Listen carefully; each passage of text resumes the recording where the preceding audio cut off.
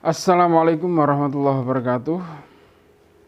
Good morning class for 9th grade A and B. How are you today? I hope all of you are fine today. Okay, before we start our second meeting today, let's open our class wearing basmalah together. Bismillahirrahmanirrahim. Okay, continuing our study, our learning today, after the last meeting, we review all of the matters in first semester. Now we are going to the next or the second semester. Now we are going to study about passive voice. Please open your module page 58. Halaman 58. The title in your module is My class is cleaned. My class is cleaned. Ini adalah formula yang berbeda dari bentuk-bentuk yang sudah kita pelajari sebelumnya. Karena di sini kita akan belajar tentang passive voice. Passive voice itu adalah lawan kata dari active voice. Jadi pasif itu adalah lawan kata dari aktif. Pasif itu lawan kata dari aktif. Bedanya apa? Kalau passive voice itu ketika nanti subjek dalam active voice itu subjek, ketika dirubah menjadi pasif, subjek tersebut akan berubah menjadi objek atau by object. Objek menjadi subjek. Oke, disimak di situ di modul kalian. Passive voice merupakan suatu bentuk kalimat di mana subjek kalimat adalah yang menerima aksi, bukan yang melakukan aksi. Jadi subjeknya itu adalah korban. Kalau dalam istilah ilmu nahwu, passive voice bisa juga disebut dengan mabni majhul.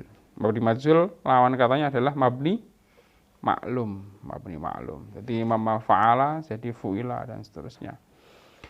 Oke, dalam passive voice ini ketika kita dulu belajar tentang active voice itu ada 16 tenses, begitu juga dalam passive voice.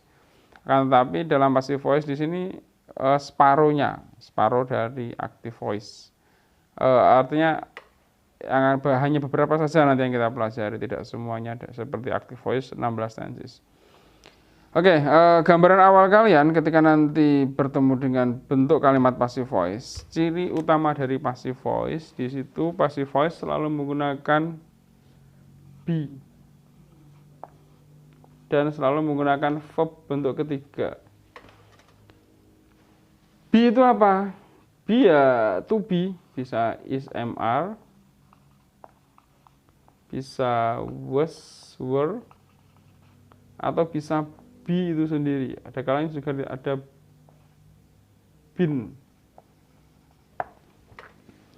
Jadi is, am, was, were, atau been ini nanti kalau is, am, ini adalah bentuk pertama, was, were bentuk kedua, been ini nanti bentuk ketiga. Dan selalu menggunakan verb 3. Jadi tidak ada verb 1, verb 2, verb ing. Yang ada adalah verb 3. Karena itu bentuk khususnya. Kenapa kita menggunakan passive voice? Passive voice itu dipakai secara sosialnya. Kadang-kadang dipakai untuk menunjukkan sesuatu yang subjeknya sudah known, sudah diketahui. Contohnya, saya dilahirkan pada tanggal 28 Oktober tahun 2005. Di situ sudah pakai imbuhan dilahirkan. I was born on 28 October 2006 atau 2005. Nah, kenapa menggunakan di? Jadi artinya nanti ketika ditranslate ini punya arti di. Kadang-kadang juga mempunyai arti ter. Di atau ter. Jadi kenapa kok menggunakan langsung dilahirkan? Karena yang melahirkan kita itu pasti adalah orang tua kita atau ibu kita. Jadi tidak perlu disebutkan ibu saya melahirkan saya atau saya dilahirkan oleh ibu saya. Kadang-kadang subjek dihilangkan. Makanya di situ subjek yang melahirkan di situ dihilangkan karena sudah diketahui. Kemudian yang kedua, kenapa kita menggunakan passive voice? Kadang-kadang karena memang kita ingin menyembunyikan subjeknya, pelaku dari atau subjek dari sebuah aktivitas tersebut. Mungkin karena sesuatu hal. For example, your stuff is lost, or barang-barangmu mungkin ada yang hilang, atau you lost your money, kamu kehilangan uangmu. And then you guys that one of your friend steal or take your money, atau ada yang menggosok di antara temanmu yang ada di sekitarmu, mungkin ada yang kamu curigai mengambil uangmu atau menggosok sandalmu. Kemudian kamu bilang, uang saya dicuri. Kamu tidak memberitahu siapa yang mencuri uangmu, karena itu masih dugaan, atau memang kamu belum benar-benar tidak tahu siapa yang melakukan perbuatan tersebut. Makanya menggunakan dicuri. My money is stolen. My money was stolen. Siapa yang mencuri? I don't know. Saya nggak tahu. Lah, karena kita nggak tahu atau karena kita nggak yakin dengan pelaku atau subjek tersebut, subjek dari sebuah aktivitas tersebut, maka kita menggunakan passive voice. Itu beberapa alasan kenapa kita menggunakan pola kalimat passive voice. Oke, sampai sini bisa dipahami ya. Jadi passive voice itu nanti dalam translate-nya mengandung arti dia. Misalnya saya makan roti, roti dimakan oleh saya. Ibu saya memasak nasi goreng dimasak oleh ibu saya, dan seterusnya. Oke, saya ulangi lagi. Jadi ciri utama dari passive voice di situ adalah menggunakan be plus verb 3. Be plus verb 3, dan dalam translate-nya di situ ada mempunyai arti di atau ter. Oke, how to make passive voice? Mau tenses yang pertama, simple present. Dalam modul kalian di tenses yang pertama simple present. Di situ ada ditulis dalam rumus passive voice menggunakan am, are, is plus verb 3. The example contohnya adalah the rice is eaten by me. Sebelum kita masuk langsung ke pasif, mungkin kita buat dulu yang aktif dulu, Mama. Ibu saya masak nasi goreng. Nasgor, Mama. Ibu saya memasak nasi goreng. Ini adalah kalimat aktif. Ini masih kalimat aktif. My mom cooks fried rice. My mom cooks fried rice. Tadi saya bilang ketika dalam kalimat aktif itu subjek menjadi objek, objek menjadi subjek. Ketika dipasifkan, dirubah ke pasif. P itu singkatan dari pasif. Berarti di sini nasi goreng di, kata kerjanya di situ ditambah kata-kata di in Indonesian. Nasi goreng dimasak oleh ibu saya. Berarti fried rice simple present menggunakan ismr ya di situ tadi di rumusnya. Is memasak itu cook, verb 3-nya cook itu adalah cooked by my mom. Fried rice is cooked by my mom. Jadi awalnya fried by mom ini menjadi subjek, berubah di belakang menjadi objek. Fried rice awalnya menjadi objek, berubah menjadi subjek. Verb 1 cooks berubah menjadi verb 3, dan di sini harus ada to be. To be-nya di sini adalah is. Kenapa is? Karena ini tunggal, simple present. Kenapa tidak am atau tidak are? Karena di sini adalah subjeknya fried rice, tunggal. Ini simple present, jadi menggunakan am, is, are. Contoh yang lain. Mereka bermain bola. Berarti kalau dipasifkan nanti, bola dimainkan oleh mereka. They play football. Kalau dipasifkan berarti football is verb play-nya menjadi verb 3, played by saya, I atau me, good, me. Kalau di subjek dia I, kalau di objek menjadi me. Kalau they oleh mereka, kalau di subjek they, tapi kalau nanti di objek di belakang menjadinya them. Oke, ini yang rumus yang pertama. Another example, contoh yang lain. Contoh yang lain dari simple present. Dia mencintai, dia perempuan mencintai keluarganya. Ini masih mencintai, belum, tidak ada imbuhan di atau ter. Berarti ini kalimat aktif atau pasif? Oke, good. Ini adalah kalimat aktif, mencintai. Ketika nanti dirubah ke pasif, keluarganya dicintai oleh dia. Seperti itu. Dia perempuan, she atau he? She. Mencintai, loves. Tambah s karena subjeknya she. Keluarganya, nyanya ini her family. Ketika dirubah menjadi pasif, maka dirubah her family is loved by, bukan lagi she tapi berubah menjadi her karena di belakang atau di objek. Her family is loved by her. Oke, ini simple present, contoh yang tenses yang pertama. Kita masuk ke tenses yang kedua.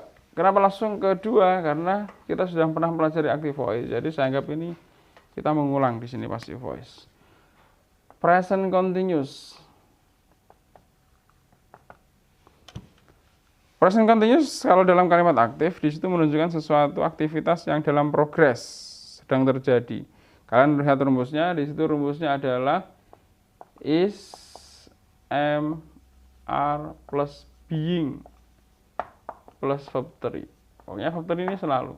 Verb ing-nya berubah menjadi being di sini. Mama, kamu sedang membeli kelereng. Kelerengnya banyak maksudnya. Kalau dalam kalimat aktif, you to be-nya are membeli, buying marbles. Kelerengnya banyak tambah s. You are buying marbles.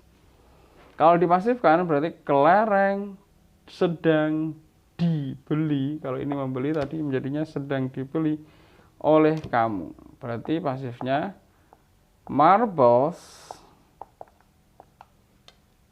Di sini rumusnya tetap menggunakan to be, are cuma ditambah being. Being sebagai ganti ing-nya ini buy, membeli, verb 3-nya apa? Bukan buy-it, tetapi bought. Bought by you, oleh kamu. Objek jadi subjek. Verb ing jadi verb 3. Itu intinya. Kita sedang belajar bahasa Inggris. We are studying English. Coba dirubah ke pasif. English, bahasa Inggris. English is to are? Is. Is. Kemudian being. Study verb 3-nya studied by kita. Kita kalau di belakang jadinya we, our, atau us. Oke, good. Kalau di objek dia menjadi us. Berarti, repeat, English is being studied by us. Oke, good. Once more example. Saya sedang mencuci baju. Ini masih kalimat aktif. Kalau I ketemunya is, am, atau are? Good, am. I am washing clothes. Clothes, bajunya banyak ya. Kemudian kalau dipasifkan, baju-baju, clothes are, kenapa are? Karena bajunya banyak, lebih dari satu. Clothes are, setelah to be apa di situ? Being. Clothes are being, mencuci tadi washing, kalau dirubah jadi verb tadi jadi washed. Clothes are being washed by me. Kalau subjeknya tadi I menjadi me. Oke, present continuous saya kira cukup. Lanjut ya. Next, simple past. Simple past. Yang ketiga di situ simple past. Simple past di situ kalau dalam kalimat aktif menggunakan verb 2. To be-nya verb 2 tadi adalah was atau were. Tetap verb 3. Kalimat pasif simple past. Was untuk subjek apa saja? I, see, he, it. Di situ menggunakan was. Kalau were untuk subjek, you, we, they. I was, she was, he was, it was. Kalau you were, they were, we were. Untuk jamak juga menggunakan were. Oke, simple past itu untuk menyatakan sesuatu kejadian yang terjadi di masa lampau. Terjadinya di masa lampau dan tidak ada time signalnya atau time signal jelas maksudnya kapan, kemarin, 2 hari yang lalu dan sebagainya. Jadi selalu menggunakan verb 2. Contohnya mereka makan sate tadi malam. Makanya sate tadi malam. Sekarang makan terong lagi. They, karena tadi malam lampau bukan eat lagi tapi verb 2-nya. Ate sate last night. Subjek, verb, objek. Bukan ini objeknya, ini adverb of time.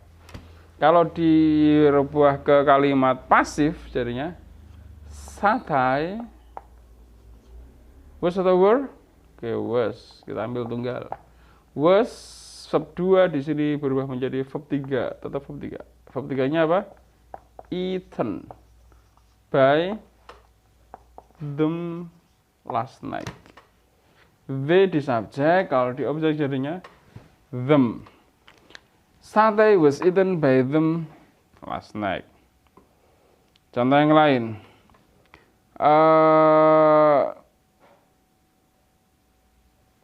Kamu menulis surat tahun lalu. Berarti gimana? You menulis itu apa? Apa?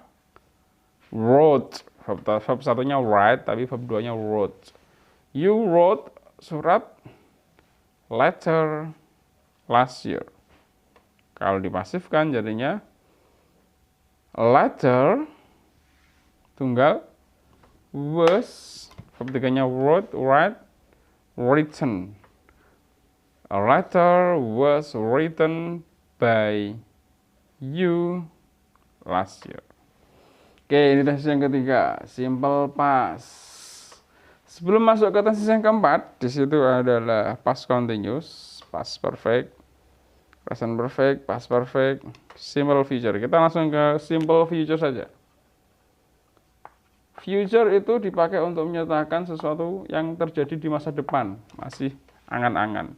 Menggunakan will, akan ya. Will itu artinya apa?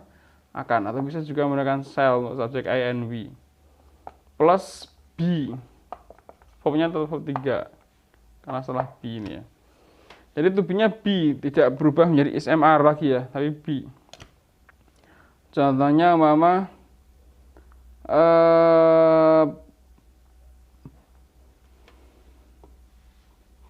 pemerintah akan yang lain. Dia Pak Joko akan